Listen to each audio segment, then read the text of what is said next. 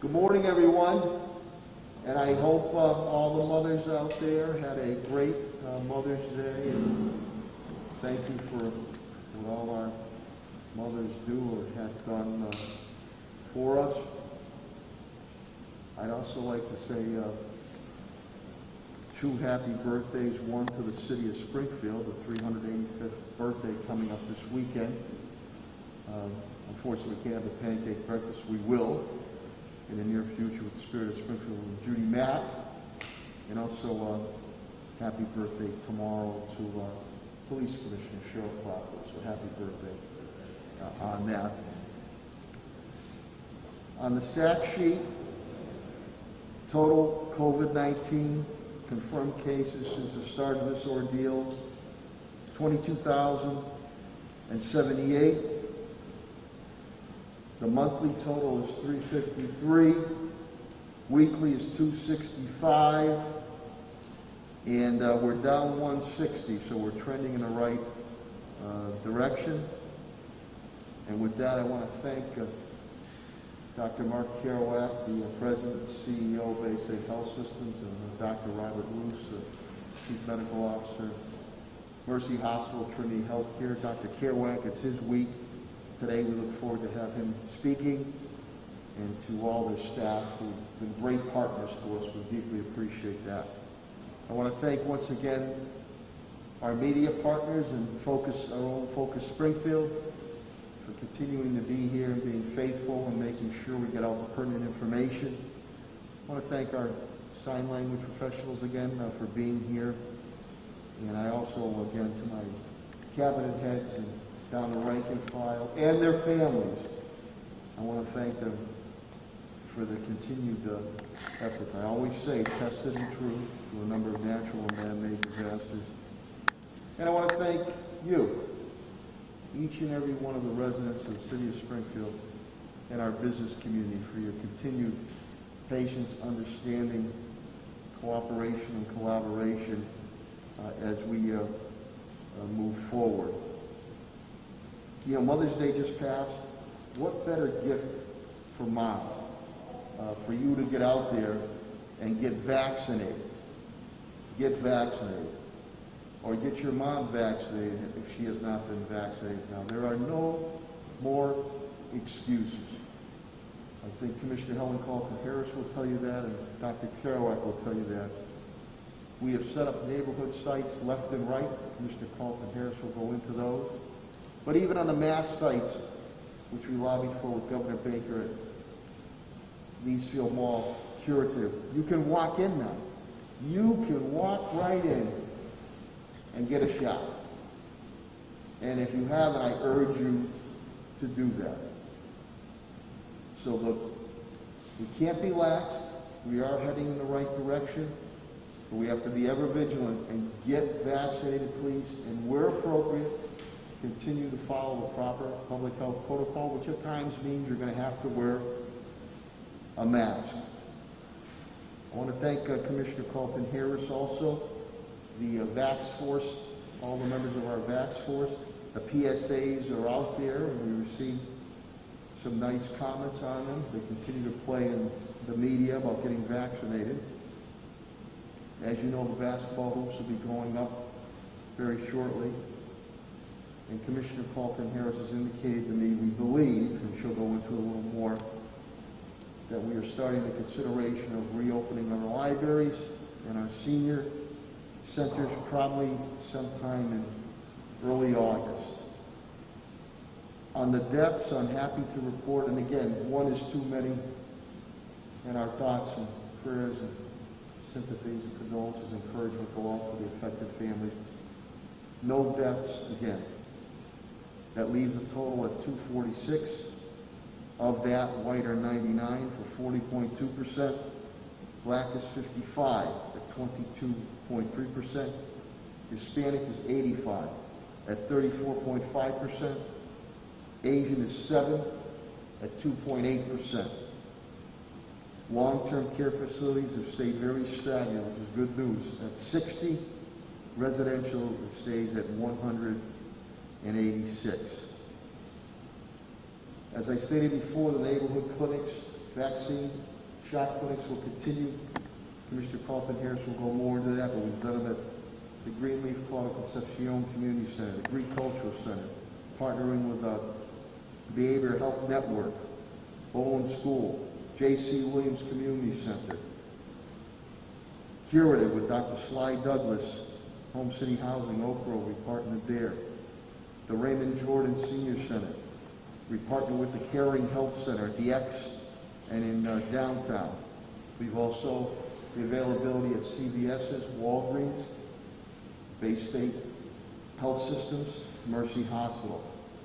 To date, first dose in Springfield, 87,642 first dose.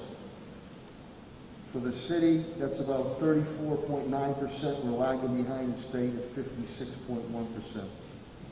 Full dose, 22.7% in the city. The state's about 39%. I see Katrina Kincaid is here from 22 News, and congratulations on your move now to compete for Miss Massachusetts. So congratulations on that.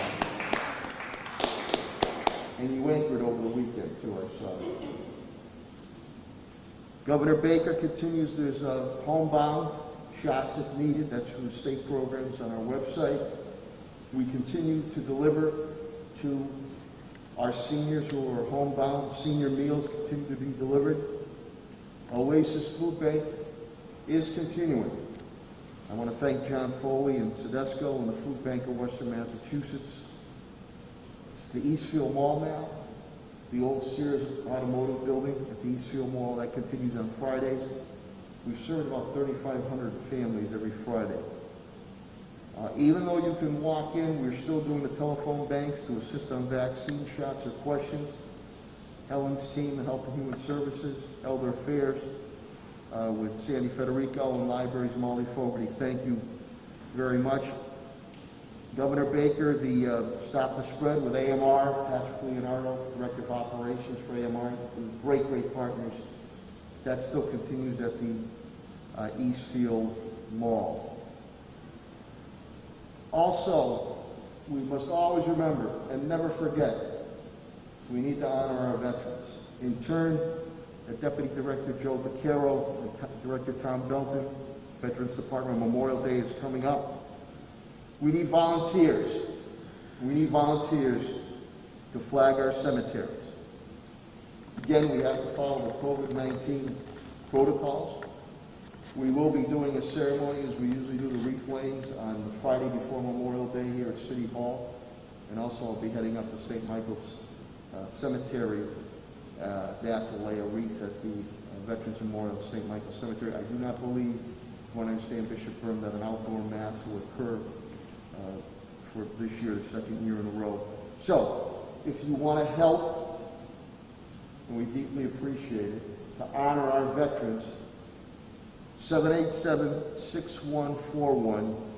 That's Deputy Director Joe DeCaro, or J. DeCaro, DeCaro, at SpringfieldCityHall.com. Again, to flag and honor our veterans in the cemeteries. We deeply appreciate that. I'd also like to thank the Library Foundation, which I serve as a board member and chairman, Attorney Pat Markey, a very generous donation of $150,000 made to our brand new East Forest Park library. I think we've raised about $1.5 million. Still more donations are needed, and again, no donation is too small or too large. It's just can't wait to get the libraries open. It's a wonderful facility there in East Forest Park that I'm glad we're able to build it. National Day of Prayer, first time ever. I always have school committee meetings, but I was able to participate because our budget meeting, school committee meeting got done earlier. It was a beautiful evening, Thursday evening in downtown Springfield. It was a beautiful event, and I want to thank Pastor Juan Feliciano. We had a really great crowd down here, and a little prayer never hurt any one of us, and is needed more than ever. But it was really a beautiful mosaic of the city of Springfield coming together. Met with the Jazz and Roots Festival crew. Kristen Neville met with her and the team, with all my cabinet heads. We feel that it's going to be a go. It'll be a scaled down version, but we feel that first weekend, or I believe it's August 9th, that we're going to be able to pull something off in a scaled down version. That's a wonderful marquee event. Draws people from all across New England and New York here, with national award-winning acts and local acts. So we feel at this point in time it's going to be a go. Another event where we must always remember and never forget, we'll have the Police Memorial event at the Springfield Police Headquarters this Wednesday to honor our police officers who have made the ultimate sacrifice, and their families. I also want to give a shout out to Joe Gentile, who is the Patrolmen's Union President. He's been named to the National Law Enforcement Fund Board of Directors. They raise a tremendous amount of money to help out families who have lost officers in the line of duty and monuments. So congratulations, Joe, on that. To Pat Sullivan and to Pete Garvey and TJ Plant, the CFO, Franconia and Veterans Golf Courses, which I just was notified that Mass Golf Magazine is going to be coming here Thursday. Great announcement. We have two of the best public courses in the area. We're doing all the bunkers over, rave reviews, and that is increasing the play on the courses, which increases revenue. But now Mass Golf Magazine will be coming out here because of the impressive announcement and work that has gone on at both golf courses. So that's a quality of life issue that we give to the residents of Springfield surrounding areas. Very proud of that. Pat Sullivan, Chris Signoli, and I in the school department met with her. We have an anti-litter campaign working with Mary Ann Maloney and Kathy Brown, East Springfield Neighborhood Council, Forest Park Civic Association Neighborhood Councils, to start an anti-litter campaign, education, which will be more towards the fall work with Superintendent Ward, but a hands-on approach about everyone could be a hero, and just picking up litter and keeping our own area clean. So we look forward to making that announcement. We also had an event, Families Against Violence, and Francine Brown, who's been in the scene, they've been affected by gun violence, and Coach LeVar Click in my office represented me on that. There are two events going on. We continue to work with those families. MGM will have some big announcements coming up. The Chairman, President, CEO, Bill Hornbuckle will be in sometime this week to see me, and we look forward to some big announcements coming up with MGM. Elks, we're starting to get back into events, and it's good to be back with Brother Elk. The Nationality Night, it's Polish night. We'll start Wednesday evening, so events are starting to happen under public health COVID-19 protocols. That's fantastic. The Basketball Hall of Fame, unfortunately, they're down at South in Connecticut. They'll be back up here in the very near future. We'll have some grand opening events going on this weekend on Sunday. And a special shout out to the legendary Mama Morgan from the Girls Club Family Center on Acorn Street. Mama Morgan is going to be 90 years old, young. She was legendary there as the cook in the kitchen, not only teaching kids how to cook, but life lessons. She helped me many times in my days in District Attorney Bill Bennett's office in showing the right way for some of our borderline hardcore juvenile probationers to do the right thing on their community service activities. So a card parade will be coming up for Mama Morgan this weekend, and I'm probably going to be part of that with a citation. Just a wonderful person who's helped out many, many young people, not only the ability to learn how to cook, but to do the right thing in life. So Mama Morgan, 90 and beyond. God bless you. Quickly on the Cabinet Heads brief updates, they'll be coming up themselves. Commissioner Clapper indicates to me she is down 1 with COVID-19. Wonderful delivery of a little baby that the officers did the other week, a few weeks ago, and they went to visit her, and I thought it was just very heartwarming that they were able to deliver that baby very healthy. Our DOJ meetings continue with Judge Ireland. We continue our dirt bike patrols and the eye in the sky. So if you're going to do it, we're going to get you, and we're going to confiscate your bikes. Eventually we will get you, and we're going to continue to do that. We're also going to ramp up fireworks patrols. Those noisy, pesky little things seem to be starting again, and I'm hopeful legislature will pass our home rule legislation we put forward. The weekend, another gun recovered. AK-47, 34 rounds, loaded and ready to go. The shooting that happened in the Springfield Housing Authority property, Reed Village again, individuals not cooperating. And guess what?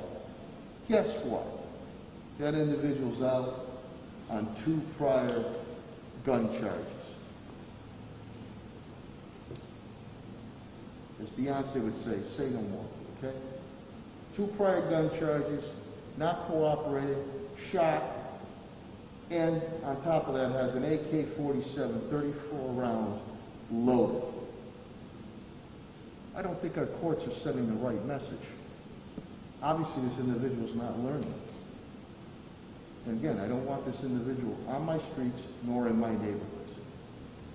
I don't know what the hell it takes with the court system. Commissioner Calvi indicates he's down 2 with COVID-19. We had a wonderful ceremony right next door Friday morning for promotions and Medal of Honor, the Valor Awards, our brave and dedicated firefighters. Absolutely fantastic. DPW Director Chris Signoli indicates to me nobody is down with COVID-19, which is good. Pothole patrol continues. Please, if you see any, 311, we'll get to them. Street sweepers are out. Yard waste continues to be picked up on your recycling day. Yard waste on your recycling day.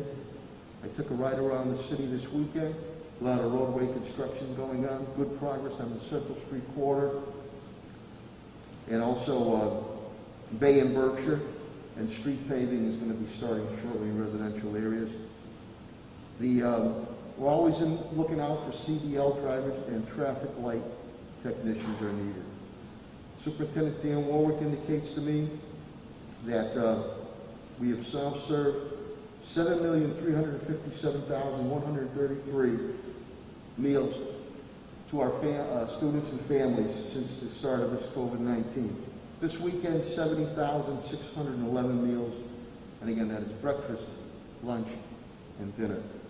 We still continue those neighborhood sites, even though we're going back into school 4 to 6 in the evening, scaling them down, but every neighborhood will have that. Schools continue to open very well. I want to thank Pat Sullivan and Commissioner Helen Calton-Harris and Danny's team. The rates are good. You know, there was only 13 students, no personnel with any COVID-19. Middle schools started full-time today. High schools will start next week, the 17th.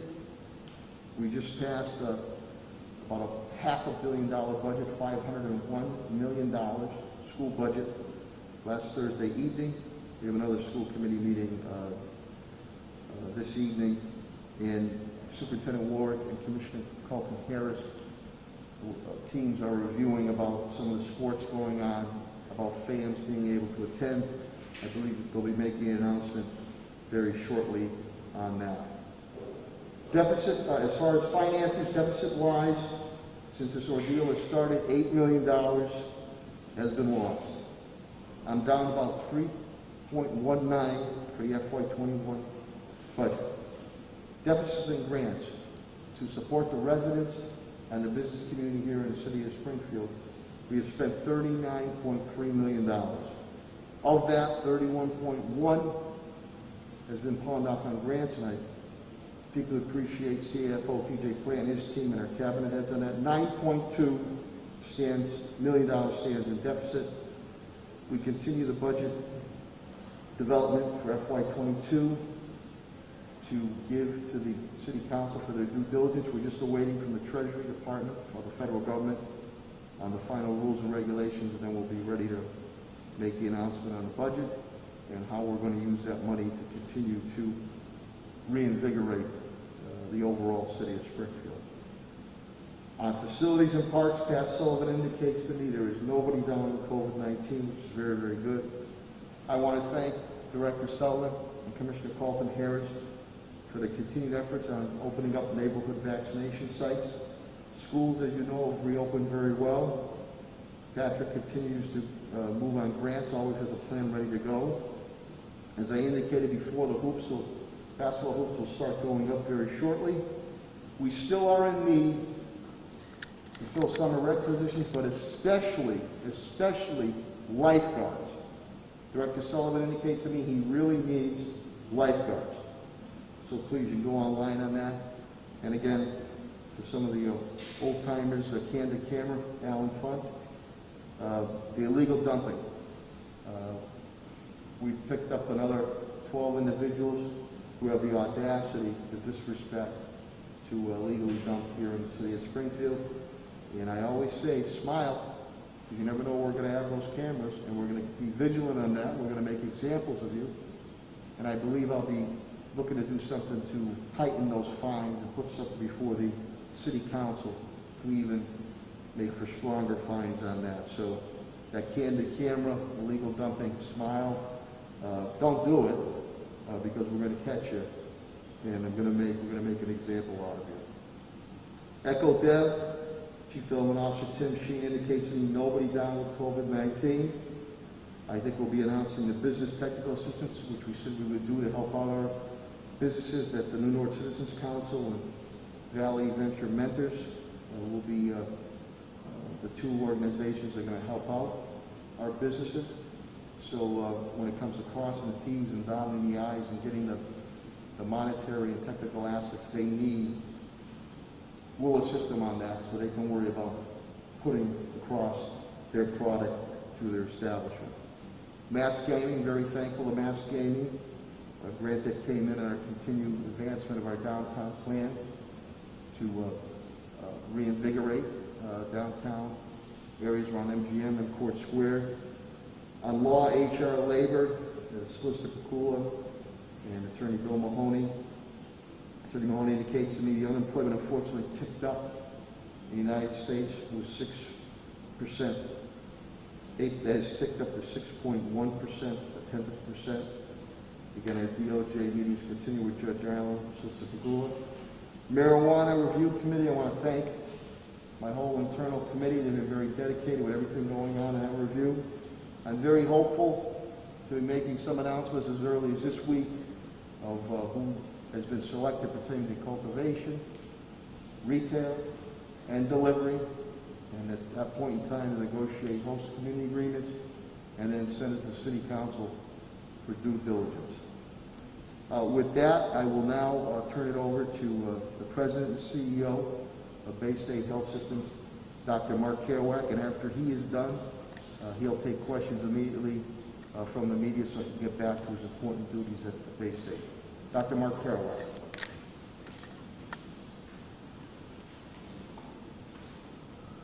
Good morning, everybody. Thank you, Mr. Mayor. As always, appreciate the opportunity as well as the cooperation of your team.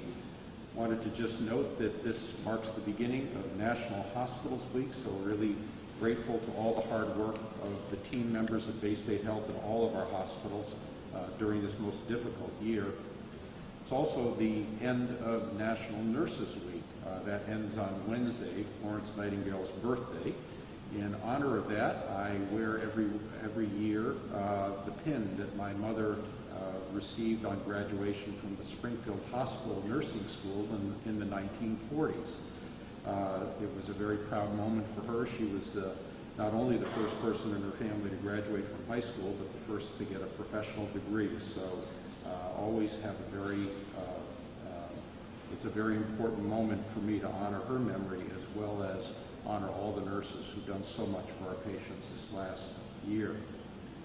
Let me quickly run down the numbers from both Bay State and Mercy. We currently have 52 patients with COVID-19 in our system. 47 of those are at our Springfield campus, so the great majority of them in Springfield, only 5 in our community hospitals, 14 in critical care, and a positivity rate which has fallen down to 2.17%. That number has been roughly flat for about a week to 10 days, but it's well down from the 70s and 80s that we were seeing a month or two ago. Similarly, at Mercy Medical Center, they have 11 patients in the hospital and a case positivity rate of 2.8%, roughly stable for a week, but falling from previous weeks. I'm going to skip over some of the other usual statistics I share with you because I wanted to explore in more depth what's standing in the way of our resuming more normal activities here in the Pioneer Valley. We all know that the virus is declining across our country and across the state, but Hampden County is going down much more slowly than all but one other county in Massachusetts, and that's Dukes and Nantucket, the county for the islands. We measure the average rate of new cases per day per 100,000 population for each of the counties. That's currently at 26 in Hampden County, which is down from previous weeks, but it's 3 times higher than Hampshire, Franklin, or Berkshire counties. There are 351 towns and cities in the state, and you'll recall months ago that nearly 200 of them were in that so-called red zone for having high rates of new cases every day. That number is down to 13, which is a very good trend, but Springfield and Chicopee are still on that red zone list as a result of having high numbers of new cases. They keep company with some other mid-sized cities in the state, like Lawrence and Lowell, Brockton and New Bedford, but Worcester and Boston have transitioned out of the red, so has Fall River, and even some perennially red towns or cities like Revere and Chelsea. There's a direct link between new case rates each day and how many people are protected by vaccine. Hampden County is the last in the state, with only 42% of people having gotten 1 shot. This is based on last Thursday's report from the state, by the way, and only 29% of people being fully vaccinated. Compare that with the state figures where 58% of people have gotten 1 shot and 40% of people are fully vaccinated. In terms of what's driving the number for Hampden County down to that 29% level, there are a couple of cities and towns that are well below the 30% level, and they include Springfield, Holyoke, Southwick, Westfield, and West Springfield. Since the last time I visited with you, there have been hundreds of vaccine appointments on the public website for Bay State Health's Holyoke vaccine facility that have gone unfilled. We quickly switched gears and opened up walk-ins these last 2 weeks, and we're going to continue to do that. That has allowed us to use up the vaccine we've been allocated to get shots into arms. And this is not just a Bay State Health issue. This is a national phenomenon. You note that the mass vaccine site at Eastfield Mall is now open to walk-in, as are many other providers as well. In addition to making it the vaccine easier to get because of walk-in hours, the website has gotten a lot easier too, vaxfinder.mass.gov. That's vaxfinder.mass.gov is a lot easier to use, in my humble opinion, having tried that yesterday, than the previous versions. There are states across the country that are reducing their orders for vaccines, and so they're asking for less from the federal government, and that's a bit alarming given where we're at. One additional announcement from Mercy along those lines, they are announcing that after Friday, this Friday the 14th, they will no longer be offering first dose vaccines to the general public in their mass vaccination site. They're going to transition vaccine administration to their existing patients in their doctor's offices, and they will complete the second shots for the patients who have already gotten the first ones. But no more first doses to the general public at the Mercy Mass Vax site. There are, and I think this reflects the fact that there are lots of alternative sites. There are all the clinics that Commissioner Calton-Harris is standing up, as well as all of the pharmacies, as well as other practices, including Bay State and Mercy. Bay State Health is going to continue its campaign of, well, let me just say that we have clearly entered a phase where the supply of vaccine exceeds the demand. The problem is that the demand has fallen at a time when the percentage of people who have gotten their shots is still too low for us to really get our arms around this pandemic. Bay State Health has been running a campaign of persuasion for our own employees. It includes social media, video, Q&A sessions, drop-by sessions. All of these have worked a little bit. Currently, we have more than 85% of our 12,000 employees who are vaccinated, and that's really a very good record. But there is a difference between races and ethnicities. African American and Latinx employees were initially only 30% willing to get the shot, and now are up over 50%. That's versus whites who are well over 80%. And so there is that breakdown. We also know that some groups of whites are hesitant as well, self-described evangelical Christians and conservative Republicans. So the big question now is, how do we get the job done? How can we return to more normal activities while minimizing the number of people who will get sick or die or be disabled as a result of COVID infection? Because ultimately this pandemic is going to run its course, and the only question is it going to happen in our area by increased vaccination or just continued spread of natural infection? When you start digging into why people don't want to get the shot, the reasons are varied and they're often quite complex. It doesn't do any good to lecture people who aren't listening to you or prejudge their reasons. So rather than making assumptions, it's important for us to understand the wide variety of reasons and to develop strategies for each one. Here's the big ones that I've observed based on my conversations with people who are pushing back. Number one, some people just really do want more information from a trusted source. I believe that the information campaigns we've been running with our employees as well as with the general public have had some effect. And it has, as I said, moved us from 30 to 50% acceptance among our own employees of color. So that's a part of the story, but it's not the whole story. There are some people who just don't want to put up with the hassle of scheduling an appointment, and we know that because as soon as we started doing walk-ins, we had another influx of patients, many of them younger. Maybe these people live very hectic lifestyles, and getting a vaccine was just crowded out with other priorities. Again, part of the story, but not the whole story. Another common reason is that many people just don't think that COVID is a big deal. Some of these folks are young and feel their odds of death from COVID are very low, and they are right about that, less than 1% in a younger population. However, we also need to contend with the fact that there's a 10% rate that people of any age might get so-called long COVID. That's these prolonged symptoms that go on for months and months related to fatigue and shortness of breath and trouble with concentration and thinking. Other people who are not so young figure they've sort of gotten away with it so far, and so what they're doing is working, and so they're just kind of rolling the dice. Still others believe that they either know they've already had it or believe they've already had it, and they may well be right too. There is a blood test to tell if indeed you've gotten a COVID infection, and you will get some level of protection if indeed you've been exposed to the virus naturally. However, vaccination will make that level of protection significantly better and reduce the chance that you might get reinfected again. There are some people who simply mistrust experts and mistrust science.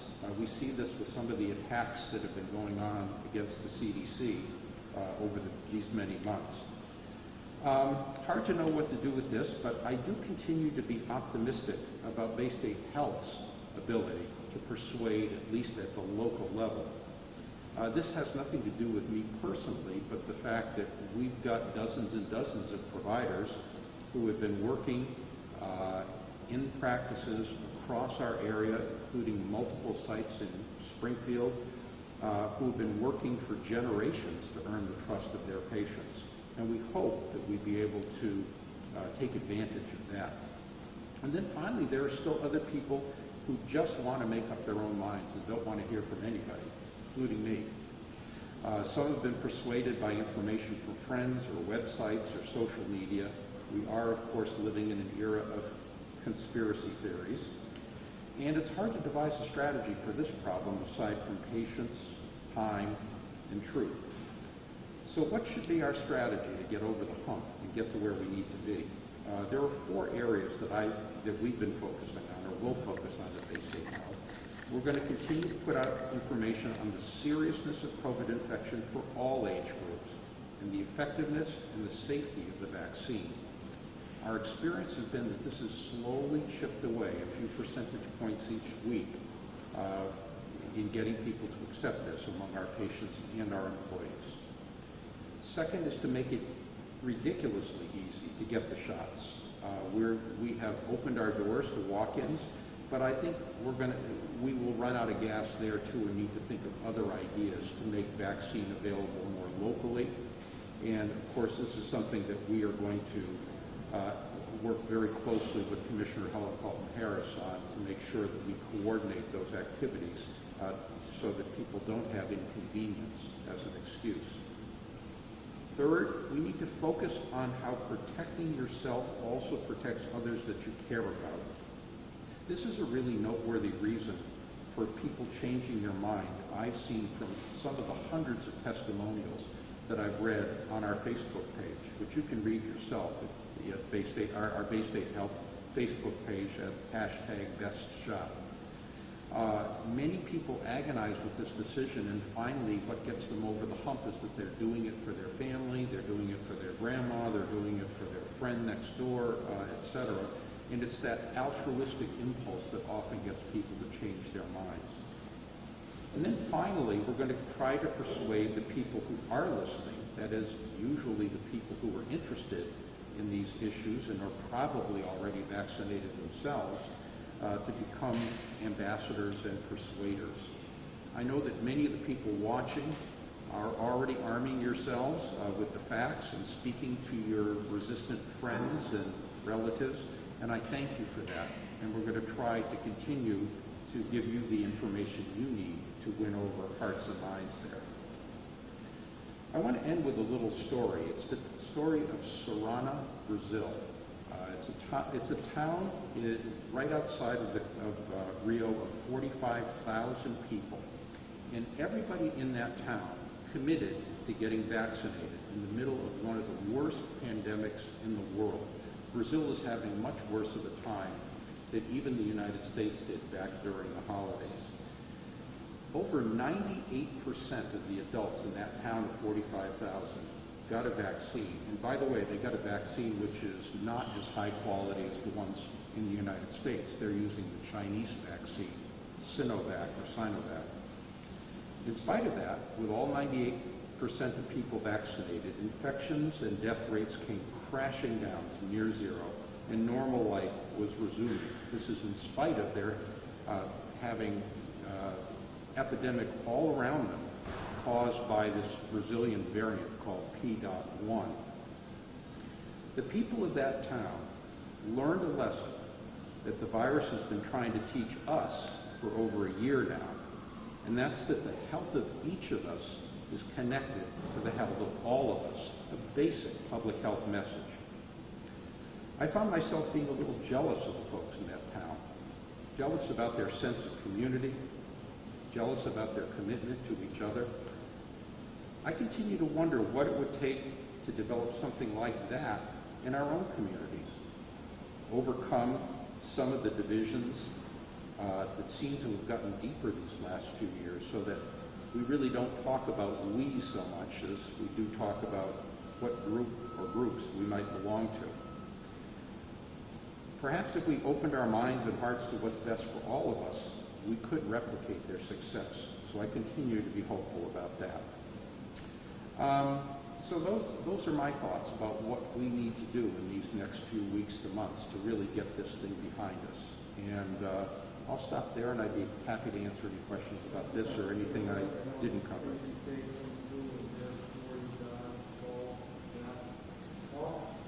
Doctor, what do you think about the idea of incentivizing people to get vaccinated with gift cards, tickets to concerts, baseball games, whatever? People are trying all kinds of stuff. I've read about people giving away this sorts of things. I've not seen the data as to what actually works. So I guess I would suspend judgment and say I'd like to see the data about what works. We're not planning to do that as opposed to simply making it really easy. As the distribution starts to shift away from larger sites, you still have two of the vaccines that have very onerous cold storage requirements. How is that going to work with people? The push is now going to be in doctors' offices as opposed to these rather central locations where you can keep it, ice cold for extended periods of time. Yeah, let me repeat the question, and it's, how are we going to make it easy and convenient and more local to get vaccines, particularly when two of them have complex storage requirements, freezing, etc. It is a major worry about, how do we get this, for example, into doctors' offices. We're piloting right now getting Pfizer, which is the vaccine we usually have, which is the one that needs the -80, into our larger offices. The worry that you've got, and I think this has been shown with CVS, is the more distributed your network is, the more likely you are to waste vaccine at the end of the day just by having a mismatch with how many vaccines you've thawed and how many people walk in the door. Less likely to be a problem with a big mass vaccine center, more likely to be a problem even if you've distributed to a bunch of offices or a bunch of drugstores. We're going to be trying it out and focusing it first on the larger offices, such as our offices in Long Meadow and Northampton and the north end of Springfield. And in terms of, there are a lot of reports about wherever herd immunity is, a lot of reports are saying about how likely the U.S. would actually reach whatever that magic number is. So, there will be some, we always talk about this, COVID probably circulating at some level, like at a higher level than some people had hoped for. Would it be a particular strain in your hospital system if you're constantly caring for between 30 and 50 COVID patients, for the foreseeable future, or is that something that your system can basically live with? And presumably other systems of proportionate size and proportionate cases would be in a similar situation. Sure. The question was, if indeed we don't get to herd immunity, and if COVID is around with us for the foreseeable future, would it represent an ongoing stress or strain for us to continue to care for COVID patients? The answer is absolutely yes. Even with a vaccinated workforce, there's an awful lot having to do with gowning and gloving and masking and sequestering patients into a special area, testing everybody. It slows down everything that you do. It often makes people reluctant to want to come in for their regular medical care, and that has ripple effects with people waiting and coming in when their problems are more advanced. So there are all kinds of ripple effects from COVID that have nothing to do with the virus, but have everything to do with people's willingness to come to work, be a healthcare professional, come to get routine care, etc. So it really touches everything. The best outcome, of course, would be to be rid of this thing. A second best outcome would be to have an occasional case here or there. But if, a year from now we still have 20 or 30 patients in the hospital at all times, that will put a strain on the system. And is there an expectation that testing for COVID will become just a common thing for anybody that comes in, or is that something that would change depending on the circulation in the community? The question is, what's going to happen with COVID years from now, I guess I would say. If you assume, just like that everyone was immune, either by vaccine or by natural infection, then what we would be talking about is that COVID would be one of many occasional causes of mild cold or flu-like problems, not a cause of, crushing our economy and straining our hospitals. So I think that even if the virus is around, if it's around but not causing much in the way of suffering or problems, just causing mild colds or whatever, nobody's going to get that worked up about it. So, and so the related question is, if you guys don't test for like OC43, which is like the more benign coronaviruses that already circulate, you know, in terms of like somebody who did in the hospital. We used to. We used to. When you came in, if you came in with the signs of a viral pneumonia, you would get tested for 20 different viruses, including some of those older versions of coronavirus, not COVID-19. We've stopped doing that testing only because it muddies the water. Any other questions from the media? Thank you very much. Dr. Kerouac brings up a good point of what more that we need to do for the vaccine.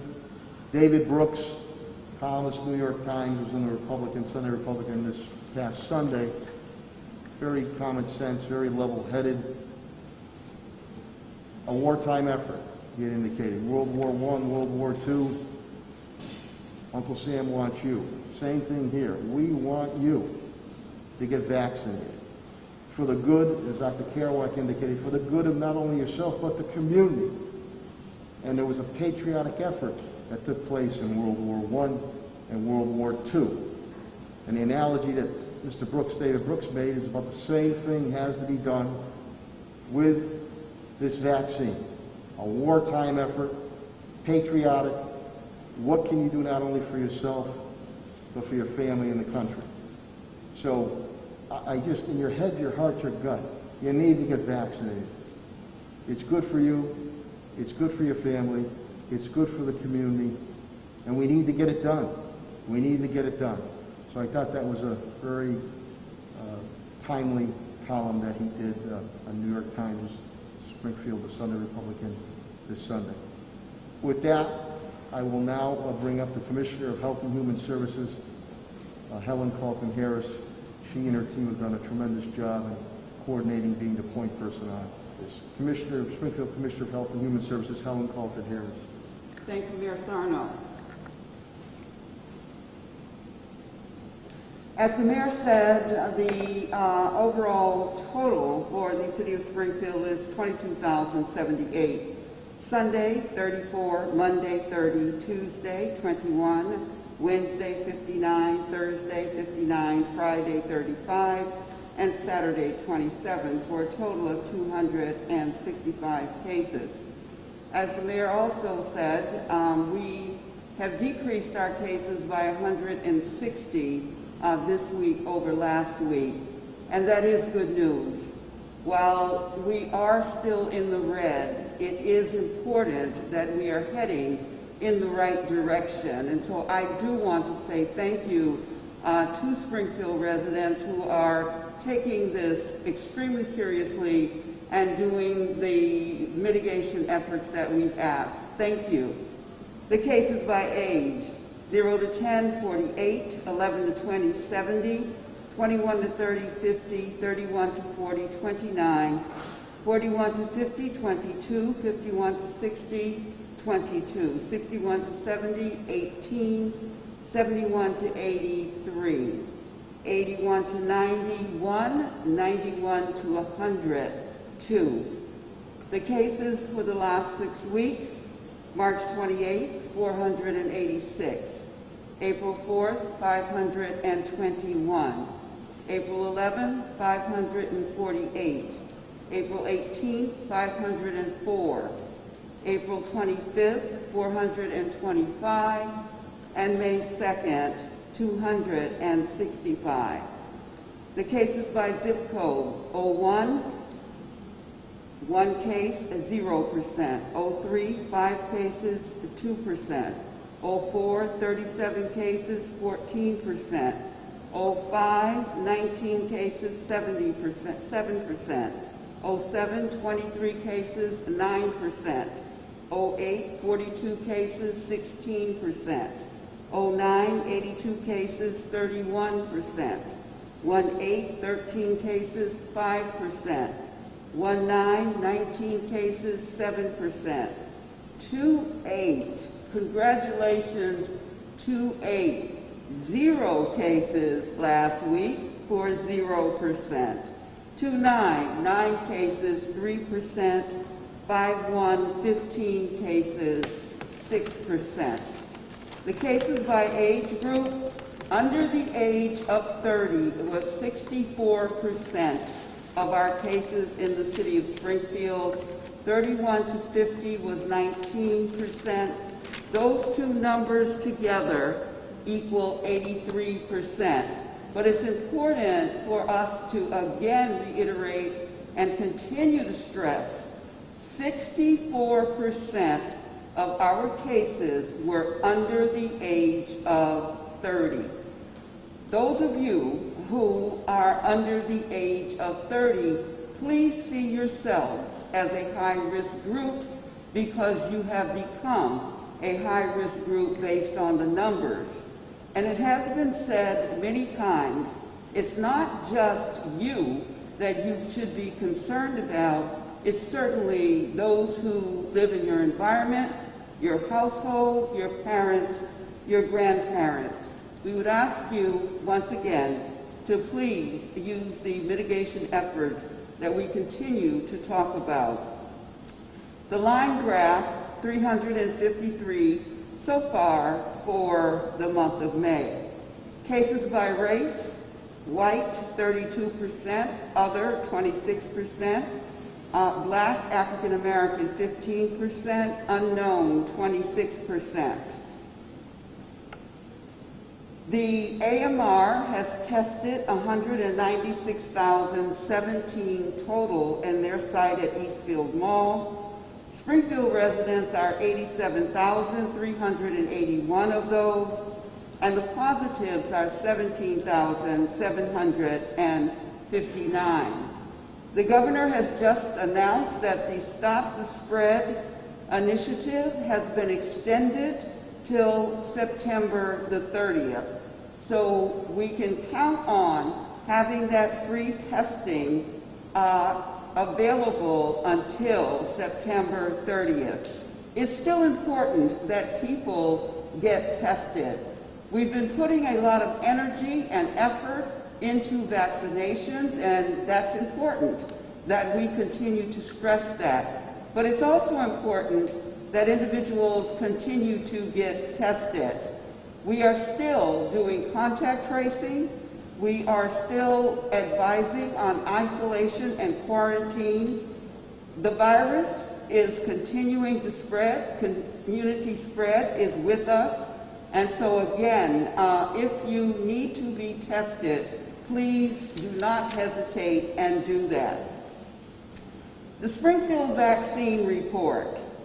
The individuals in the city of Springfield who are fully vaccinated is 22.7%. The state's number is 39%. 0 to 64 in the city of Springfield is 28.6%. In the state level, it's 49.6%. 65 to 74, 78.0%. In the state, it's 88.1%. 75 and older, Springfield, 75.5%. And in the state, that number is 87.7%. So as you can see, amongst the age groups reported, you can see that the city of Springfield continues to lag as far as vaccinations are concerned for those individuals who are fully vaccinated. In the race category, American Indian, Native Alaskan, Springfield 19.1%, Massachusetts 34.7%, Asian 37.2% in Springfield, 53.3% in Massachusetts. Black African American 25.4% in the city of Springfield, 37.2% in the Commonwealth. Multiple races reported, 15.2% in the city of Springfield, 62.4% in Massachusetts. Hispanic, City of Springfield, 19.1%. The Commonwealth, 33.4%. Native Hawaiian Pacific Islander, City of Springfield, 68.1%. The Commonwealth, 77.4%. White, 48.0%. City of Springfield, 54.9%. The Commonwealth of Massachusetts. Again, those numbers also tell a story, and it tells us that we have more work to do to potentially have more of our residents vaccinated. The mayor has said there's no excuse. Dr. Kerouac has also told you that there is no excuses. This week, the City of Springfield will be doing second doses at the Ray Jordan Center on Tuesday and Thursday. On Wednesday, we will be at the J.C. Williams Center from 9 to 1. The foot traffic in that center has not been what we'd like it to be, but we were only there for one Wednesday. So there are plenty of appointments available for this Wednesday, 9 to 1. Please make an appointment, and if you can't make an appointment, just come. Just walk in and come. We need to think about how we relax some of the challenges people are having with getting to our clinics. We put them in neighborhoods where we thought they would be utilized at a higher rate, but we will continue to try to assess what we can do to make sure we're getting people into our vaccination clinics. So Wednesday, J.C. Williams Center. Friday, we will be at Greenleaf. BHN continues to vaccinate with us. Bolin continues to vaccinate, and Curative. So we have some amazing partners who we're working with to try and make sure that we are getting individuals vaccinated. There is a clinic available. Please utilize it. We want to make that recommendation, and we do hope that our residents will continue to follow guidance, and please consider getting vaccinated. Today, the governor has opened up more of Massachusetts, and I know we're all so happy about that. But I want to remind you of a couple of things. One is that if a host or event venue is notified that an event attendee or worker has tested positive for COVID-19, the event host, event venue must immediately notify the local board of health in the city or town where the event took place. Hosts and event venues must assist the local boards of health with contact tracing, case investigations, and including, upon request, giving a list of attendees at the social gathering. So it's important to note that if in your environment, if in your business, someone tests positive, it's important that you notify the local board of health. It is important also that no activity should take place without a COVID-19 safety plan in place. Patrick Sullivan and I meet every Monday after this press conference to go over every event that has been submitted to us. And so it is important that you have a COVID-19 plan. There have been there have been events that have been advertised to take place, and they have not been cleared for a COVID-19 plan. And so we've had to shutter or ask individuals to submit that plan, or the event cannot go forward. So that's important to note. Every event, it does not matter who you are, it's important that we get that COVID-19 plan. And that is for indoor and outdoor event spaces, ballrooms, private clubs and party rooms, public places like parks, and private residence. Private residence, the restrictions are the same as they have been in the past. Those have not changed. no more than 10 persons inside, no more than 25 persons outside, and no more than 150 people if it's a public venue. All participants are asked to still follow the same guidance. While we see ourselves coming out of this pandemic, we see our numbers going down, I'm confident that the City of Springfield numbers will continue to go down. However, that does not mean that we can let our guard down and not do all of those things that we talk to you about. Watching your distance, washing your hands, and wearing a face covering. We do understand that the outdoor face covering has been lifted for individuals who are fully vaccinated, and that's an important distinction that we must make, for individuals that are fully vaccinated. And so while we continue on this journey towards some level of having normal activity, again, we ask for your cooperation and that you work with us to get us towards that goal. Springfield, you're doing a good job. I know that some of the data and some of the information that's given to you may be sort of depressing. It may feel like we're not doing the work. You are.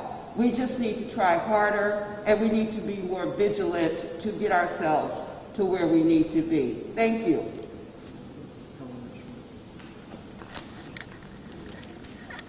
Thank you very much, Commissioner Helen Calton-Harris, for your leadership, and we continue to trend in the right way, and I'm hopeful that shortly we can move out of the red and into the yellow, but as Commissioner Calton-Harris indicates, we have to stay ever vigilant and get vaccinated. We'll now go into the public safety component of this COVID-19 City Hospital update, and I will bring up the Fire Commissioner for the City of Springfield, Bernard E.J. Calton.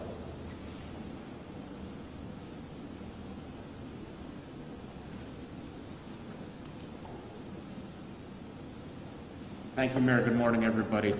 This week at the fire department, we have 2 members down with COVID-19. They're doing well, recovering, and we hope to have them back by the end of the week. On the fire front, we had a small fire yesterday on White Street. It's being investigated. Other than that, it was a quiet week for most everything. We had a great medal day and a promotional ceremony on Friday. Thanks to Mayor Sarno for coming down and making it a special day for everybody. We gave out the Medal of Valor, the department's highest award. So that was very much appreciated by everybody involved, and that's all I have for this week. Oh, one last thing. We were fortunate enough to get a community mitigation grant from the Gaming Commission for $22,000 that we're going to be buying new defibrillators with. Thank you very much. Bye. Thank you, Commissioner Calvi. And now, from the police perspective, the Police Commissioner for the City of Springfield, Cheryl Clapper.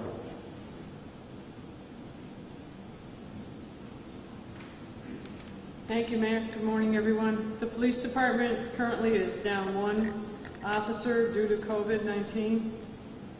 We had a pretty decent weekend. We did have a shooting last night. Officers responded to Line Benoit Road around 11:40 p.m. They located an adult male gunshot victim suffering from non-life-threatening injuries. The victim will survive and will be released. He was also 2 prior times arrested on firearms charges in less than 3 years, and this is his 2nd time being a victim of a shooting. During this incident, officers discovered a loaded AK-47 in a nearby backpack with 34 additional rounds in the clip, 1 ready to go. 15 shell casings were located, none of which matched the AK-47 in the victim's backpack. This starts, yesterday started National Police Week. The ceremony at Washington, I think, is postponed a bit off until October, where we actually send officers down and you visit the wall of officers who have given their lives in the line of duty. But we will celebrate it here Wednesday. 3:30, we're gathering in front of 130 Pearl Street. We'll have roll call outside, and we'll have the survivors a couple of which will speak, and we'll have a nice ceremony out front to honor the men and women who have given the ultimate sacrifice. We also want to thank those who currently serve under tough, stressful, demanding times. I thank all women and men who are currently serving the city of Springfield, and all very dedicated and professional officers who deserve your thanks and your appreciation. If you should see any this week, please thank them. Thank you. Thank you, Mayor. Thank you, Commissioner Clapper. We'll now get an update pertaining to our Springfield Public School System and Superintendent Warwick, and things are moving forward with our students and staff and administration. I want to thank the partnership that Superintendent Warwick has had with the city and Mr. Helen Calton-Harris, Assistant Superintendent Olivia Martinez, Athletic Director Dwayne Early, Pat Sullivan, the whole team. So he has some good updates for you. Superintendent of Springfield Public Schools, Dan Warwick. Thank you, Mayor. Good morning, everyone.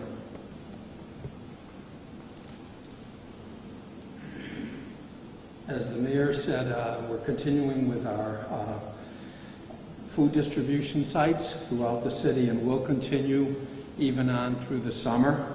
We're going in the evenings from 4 to 6, and since last March of 20, we've distributed 7,357,133 meals. This weekend alone, 70,611.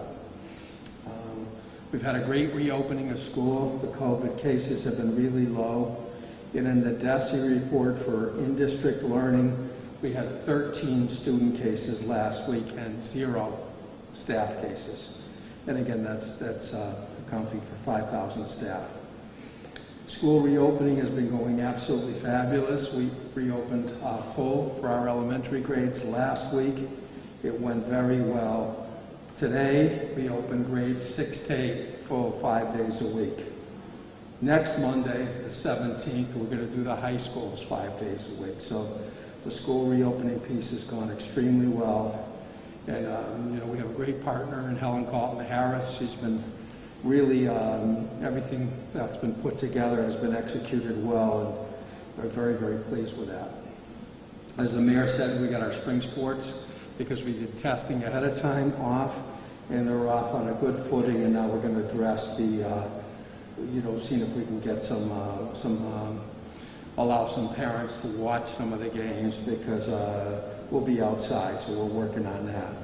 We're going to offer our graduation program, full graduations at Central High School, and we're going to use the complex there, so we'll be able to accommodate the entire classes and their parents. MCAS, we're executing the MCAS test for the DESE guidelines. Again, the kids who are staying home remote can actually take the test remote, so that's working out well in grades 3 to 8. And in high school, we're executing the MCAS. They still have the 10th grade, they have to take it for graduation. The 11th graders are going to be given the CDs based on their coursework, so they don't have to come in and take the MCAS. However, if they want to qualify for the scholarships, like the John and Abigail Adams scholarships, they can do that. And like I said, spring sports, because of all the testing with Helen Calton-Harris, got off to a great start. I do want to thank Pat Sullivan for helping me organize the high school graduations outside. We think the parents are going to love it. But, he helped me get a stage, sound system, so it'd be real professional quality, because our families are used to Symphony Hall, which is a beautiful venue, but this will be a very nice venue. Thank you. Thanks, Mayor. Thank you, Superintendent Warwick. We'll now get an update from the Department of Public Works and Director Chris Signoli, please.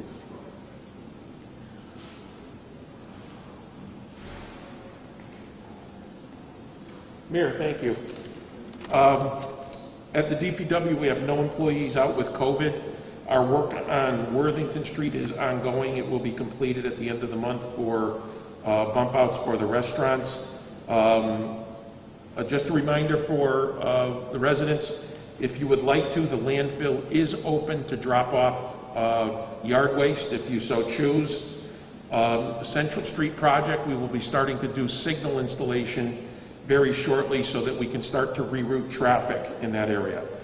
Our paving program is out to bid right now. We will be starting that for this the next fiscal year after July 1st. And on our Facebook page and our website, our street sweeping schedule is up there. And as we've mentioned in the past, any issues, please contact 311. There seems to be a rash of vehicles hitting signs throughout the city, so please get that information in. And lastly, we will be posting information this week on a public hearing that will be occurring for the St. James Avenue, St. James Boulevard, Carew Street double intersection that is being redesigned by the state. We will be posting the information this week with regard to the date and time of that public hearing, and it will be virtual. That is it, Mayor. Thank you. Thank you, Director Signoli. We'll now get an update pertaining to facilities and parks from Director Patrick Sullivan, who's been helping out any and all of our cabinet heads and staff on that. Director Pat Sullivan.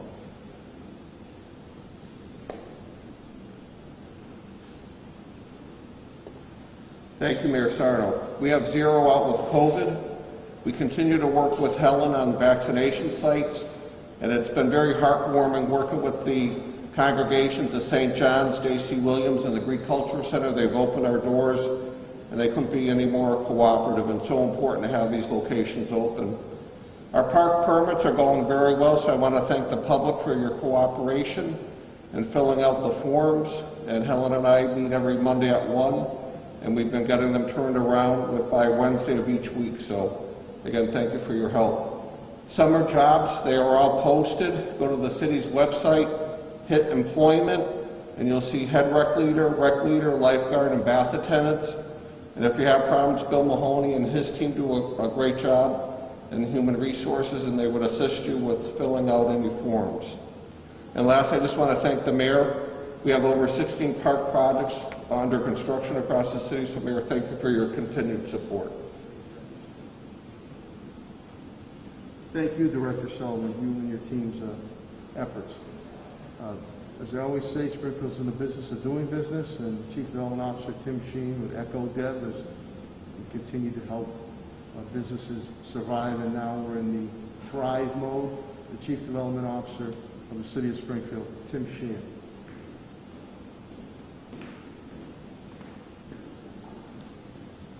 Thanks, Mayor. Development Services has no employees out with COVID. Many businesses are expressing relief and are pleased to see more and more of the economy reopening as the state lifts various restrictions today, with more to come May 29th, and hopefully lifting most, if not all, by August 1st. It was nice to see the Fort return to outdoor dining this past weekend. All restaurants should make themselves familiar with the SBA Restaurant Revitalization Fund, which provides grant funding to help restaurants and other eligible businesses keep their doors open. The program provides restaurants with funding equal to their pandemic-related revenue losses up to $10 million per business. Recipients are not required to repay the funding as long as funds are used for eligible uses no later than March 11, 2023. The city will be contracting, as the mayor indicated, with Valley Venture Mentors and the New North Citizens Council to provide direct technical assistance to businesses recovering from COVID. These grant awards total $120,000, and it is expected that the professional assistance provided will have a lasting positive impact on the businesses served. The Office of Planning and Economic Development thanks the commissioners and staff of the Mass Gaming Commission for their positive consideration of the Main Street Convention Center Master Plan Mitigation Grant for $400,000 last Thursday. This grant will focus on advancing the design and engineering work associated with the anticipated improvements to Court Square and the surrounding area. Thank you. Thank you, Director Sheehan. And again to Solicitor Ed Pakula and HR, Labor Director Attorney Bill Mahoney, and CAFO TJ Plant for their early morning updates, which I've indicated. I thank them for their continued follow-through. With that, we will open it up to any questions or comments the media might have of my cabinet heads or myself. Paul? A question for Health Commissioner. Sure. Commissioner Calton-Harris, please.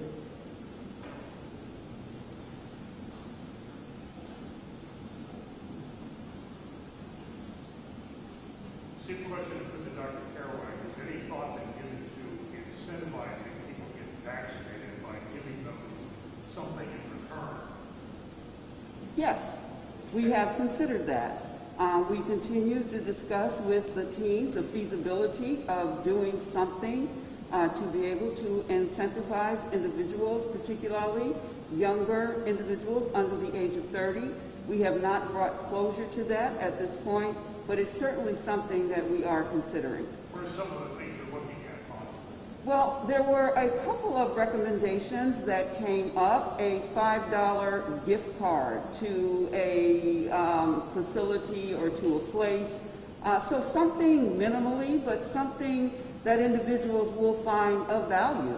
There was consideration of maybe it's a food card to one of our grocery stores for $5. Maybe it's a Dunkin' Donuts $5. Maybe it's something else. There were a number of recommendations. Again, we have not brought closure to that at this point. It is in discussion, however. Thank you. Eric, do you have a question? Eric, Commissioner Calton-Harris? Yeah. Eric, what's the matter? With some colleges are requiring students to be vaccinated next year. We're not doing that yet in Springfield. Do you have any concern about that? Do you think something that should be done? Well, that would not be a decision for the Board of Health for the City of Springfield. As you know, that would be the decision of the Institution of Higher Learning to make that a recommendation to their Board of Directors and then on to their students. It would be absolutely a recommendation that I would encourage institutions of higher learning to consider based on what I saw as far as the data is concerned from our institutions of higher learning. I think vaccinations would greatly improve the COVID-19 transmission rate. Just to follow up on that, have you had discussions, because I know Springfield College announced that they are going to require students to be vaccinated, and we know UMass has said they will too, so that presumably would affect the satellite campus as well as the main campus up in Amherst. Have you surveyed the colleges? Have you discussed it with them, what their plans are? We have had discussions with every institution of higher learning whose base is the City of Springfield.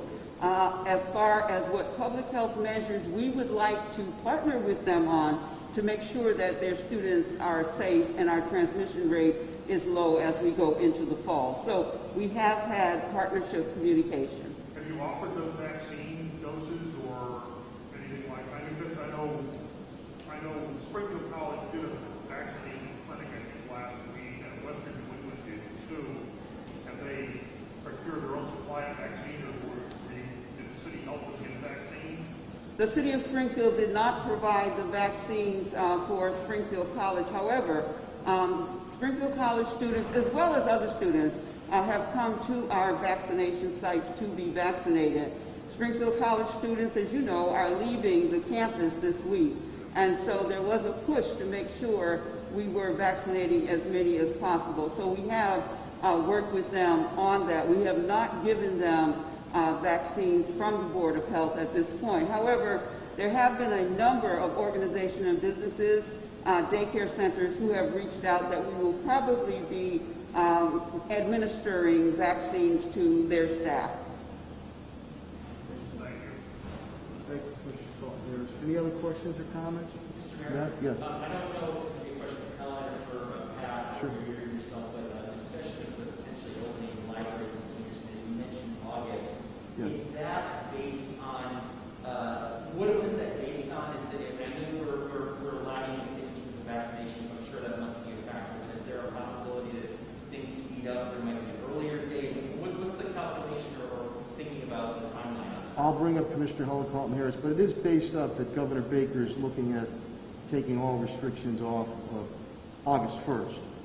Is there flexibility? There certainly is if we continue to move forward. But let me bring up Commissioner Helen Calton-Harris to speak on the libraries and our senior centers, which we're very anxious to get open, but we want the participants, patrons of those establishments to be healthy and safe. Commissioner Helen Calton-Harris. Thank you, Mayor.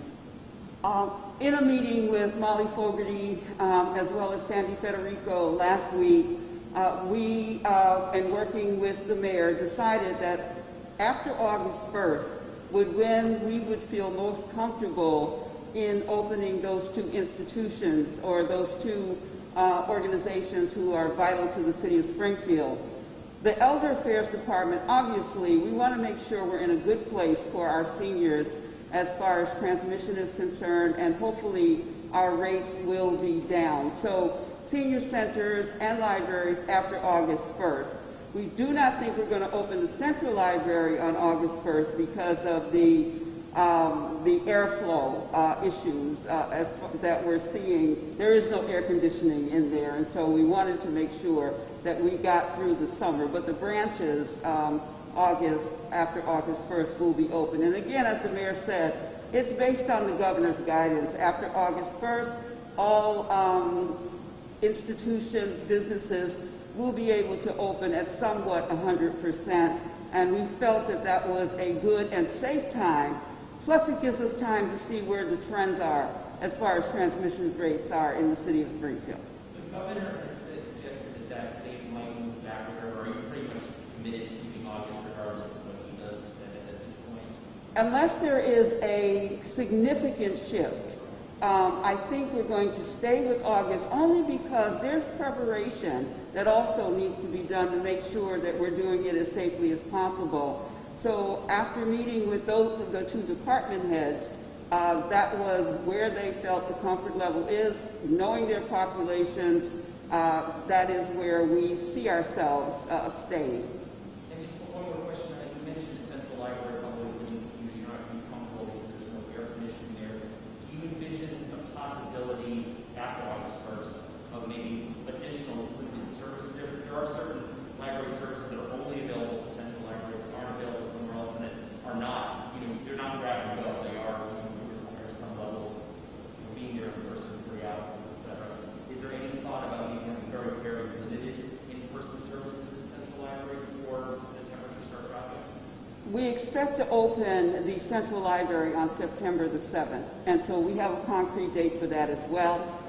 So thank you for mentioning that, because you're right, the Central Library does have services that potentially a branch may not offer, and so we anticipate September 7th will be that date. Aren't the libraries eligible to open now in Massachusetts with limited capacity? Right now, our libraries are doing curbside service. We have not gone to opening the interior at this point. We are continuing to base our decision-making on the case numbers here in the city of Springfield and the fact that our city right now is still red. And so when we look at opening facilities, we look at the data and try to make sure that we're adhering to the guidance based on the numbers in our city. Yeah, we want to make sure we've been very strategic on this. You don't want to move so quickly and then knock on wood, God forbid, you have an uptick, and then you have to double back. That's not only good for public health, it's not good for morale. So I think the road that we have taken has been very calculated, strategic, based on public health, medicine, and the sciences. And I'm hopeful, conversing with Commissioner Helen Calton-Harris, that the trend continues. We could hopefully be back in the yellow as early as next week. But after that, we want to stay in the yellow, and we want to move to the green. So we've been very systematic in our approach, and it has worked for us. Any other questions or comments? Yes, Don. One quick question. Sure, Don. Is there, with the way that Springfield and Hampden County in general is sort of lagging a little bit behind the rest of the state, do you worry that Springfield might not be able to open everything up when everybody else does? Is there any worry about that at all? We'd like to get everything open as soon as possible, that it's publicly health, safe and sound. We're going to continue our push of people getting vaccinated. Commissioner Calton-Harris again indicated, where is the uptick, the strong percentage of people getting COVID-19? Though our numbers are trending down. 30 and under, 62 or 64%. That's a big number. So you have younger people who, first of all, think they're invincible, and that they can't be touched at all, they're going to be fine, or they're going to be able to beat it. Yes, maybe, no. Do you want to be taking that home to your mother, your father, grandmother, grandfather, another family member or friend? So, I mean, that's where that David Brooks column, the New York Times columnist, was in the Sunday Republic this Sunday. Wartime effort, patriotism. You know, World War I, World War II, Uncle Sam wants you. We want you to get vaccinated. There's no excuses anymore now. You could literally walk in and get the shot. And that'll be how we can get everything open quicker. Take these masks off. Stop the air hugs. Do an embrace. So, I mean, the answer is there. We're giving you an exam where we're giving you the answers. You need to get the vaccination site. So, Helen and I have been and the team have been very careful in balancing Director Shee and others about economic development. Let's keep our businesses not only surviving, but start them to thrive. But measuring it with the ruler or the measuring stick of public health, medicine, and sciences. So everything is right there for you. And again, I urge the people who have not gotten vaccinated yet, please, in your head, use your head, heart, and gut. It is proven it's going to be good for you, to protect you, and protect your loved ones. Your loved ones. We did the Greenleaf Claudio Concepcion Center a couple Fridays ago. Helen and I were up there. It was a young African-American gentleman. He said it all. He says, I can't be selfish. I need to do this not only for myself. I babysit my niece twice a week. I got to make sure she's safe. That's what it's all about. So I want to get things open as soon as possible. But I want to do it in a safe, smart way, which we have continued to do. You know, we jump the gun, you think you're taking a step forward, and you end up taking 2 steps back. But I can't say, I know you're sick of hearing it, but get vaccinated. No excuses. You can just walk in now and get vaccinated. Get it done. And then we'll get back to more than a sense of normalcy. We will get back to a normalcy and move forward. Any other questions or comments? Matt? I'm just curious, taking on the subject of libraries, I know that way back in 2002, there was a big renovation there, and they had prepared the Central Library to have a more modern HVAC system put in there. Have you given any thought to potentially using some of the rescue plan funds to maybe make that something that could happen there, so that they could have a better circulation system, very much in the same way that we made an investment in school buildings? Yeah. That as Helen will tell you, and may I bring up Pat Sullivan too, HVAC has been on my mind with the Central Library for a number of years. I know that's something that we're going to look into. Is Pat back there? That is something that we've spoken about doing as soon as we can. We've talked about HVAC for our beautiful, majestic Carnegie Central Library, and it's something we've talked about with the possibility that we can look into that situation. We have done some other renovations. Pat, maybe you want to comment on that? That would be... Is it a project that, assuming pending guidelines from the U.S. Department of Treasury, is it the kind of project that could be implemented with a sudden boost of funding from like the American? Yep. So we've presented to the mayor close to $21 million in HVAC upgrades that we could do across the city, and we're ready to go with. And so we have buildings that we have made that recommendation to the mayor if that money does become available. Is the Central Library one of those buildings? Central Library, Helen and I just met with them, and that would be one of the buildings. We don't own that building, so that would take some negotiations, but that is on our radar as well. And again, Matt, a lot of the ventilation work or betterment on newer buildings we did, or rehab buildings, and some that we couldn't, that were older, we put, as you can see, it's right there, we put the air, carrier air systems in. And Pat brought up a good point. We don't own that building, the museum's done, But that is something that's come up during budget sessions for a number of years. It's a big number, but that would be key. I mean, it's just a beautiful Andrew Carnegie library, so that is something we'll look at. I mean, I know that it was something that was, you know, I remember Helen and Bader talking about how it was. I remember those, God rest their soul, I remember those conversations. It was something that was like prepared for but never finished, so that's why it just seemed like, you know, with the rescue plan. I think you, and I mentioned it earlier, but you hit it right on the head. I'm awaiting, hopefully this week, because we did have, thank you to Congressman Chairman Neil Ritchie, we did have that meeting with the U.S. Treasury officials, and waiting for the finalization of the crossing of the T's and dotting the I's of where specifically the money can be okay to be used. I have plans, and I want to be able to announce those with the unveiling of the FY22 budget. But I don't want to announce plans if the Treasury says, well, technically you can't use that money for that. Do you expect to announce the budget in concert with your recommendation for American Rescue Plan money, or is it not necessary that they happen at the same time? There'll be some concert. There'll be some concert with it. Is that also with my CAFO TJ Plant? That'll tell us the budget we're currently put together and where that those monies can also be used to offset, or we can shift money in different places for added leverage or added initiatives. So I want to make sure, you know, we're making that sauce, and I want to make sure that all the ingredients have been okay to be put into that sauce. Any other questions or comments? Okay, hearing none, again, I'm very thankful to the media, the print, radio, and TV media for continuing to get this pertinent information out. We are moving in the right direction, which has been indicated by the healthcare professionals such as Dr. Kerouac and Commissioner Helen Calton-Harris. But we have to stay ever vigilant.